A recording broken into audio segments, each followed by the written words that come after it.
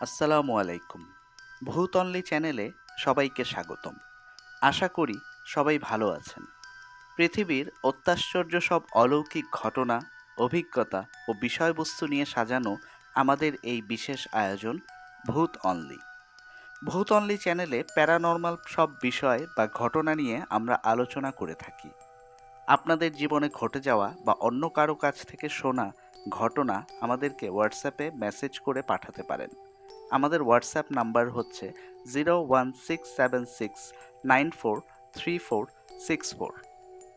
আমাদের হোয়াটসঅ্যাপ নাম্বারটি এই ভিডিওর ডেসক্রিপশনে পেয়ে যাবেন।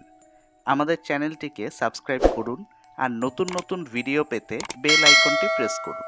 তবে আর কথা না বাড়িয়ে চলুন ঘটনায় যাওয়া যাক।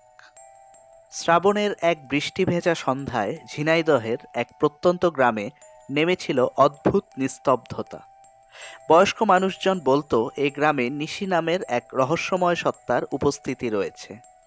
রাত গভীর হলেই সে কোনো এক হতভাগ্য লোকের বাড়ির উঠোনে গিয়ে ডাক দেয়, আর কেউ যদি তার ডাকে সাড়া দেয় তবে সে আর কখনোই ফিরে আসে না। শোভন এই গ্রামেরই ছেলে। সদ্য স্নাতক পাশ করে ছুটিতে বাড়ি ফিরেছিল।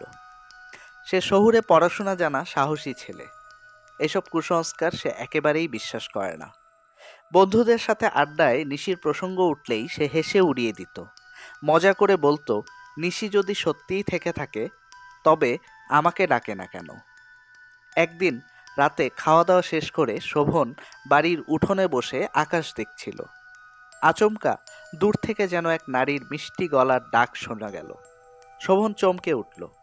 ভেবেছিল মা হয়তো ডাকছে, কিন্তু ঘরে গিয়ে দেখল মা গভীর ঘুমে অচেতন। পরদিন রাতে ঠিক একই ঘটনা ঘটল। এবার সাহসী শোভন টর্চ হাতে নিয়ে বেরিয়ে পড়ল। বৃষ্টি থেমে গিয়েছিল। চারপাশে শুধু রাত জাগা পাখির ডানা ঝাপটানোর শব্দ। বাঁশঝাড়ের ভেতর জমাট বাঁধা অন্ধকার। তারই মাঝে একতাল কুয়াশার ভেতর একটি সাদা ছায়ামূর্তি দেখতে পেল। একটি পরমা সুন্দরী নারী মূর্তি তার সামনে। হাস্যোজ্জ্বল মেয়েটি তাকে হাতছানি দিয়ে ডাকল। শোভন মন্ত্রমুগ্ধের মতো এগিয়ে গেল। কিন্তু একি, হঠাৎ মেয়েটার মুখটা বিকৃত হয়ে গেল কেন?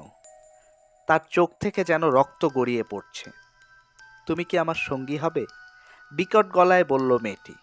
প্রচণ্ড আতঙ্কে নিথর হয়ে যাওয়া শোভন চিৎকার করতে চাইলেও মুখ দিয়ে কোনো শব্দ বের হলো না। পরদিন গ্রামের লোকজন অনেক খোঁজাখুঁজির পর বাঁশঝাড়ের পুরনো কুয়ার ধারে শোভনের দুপাটি জুতো খুঁজে পেয়েছিল।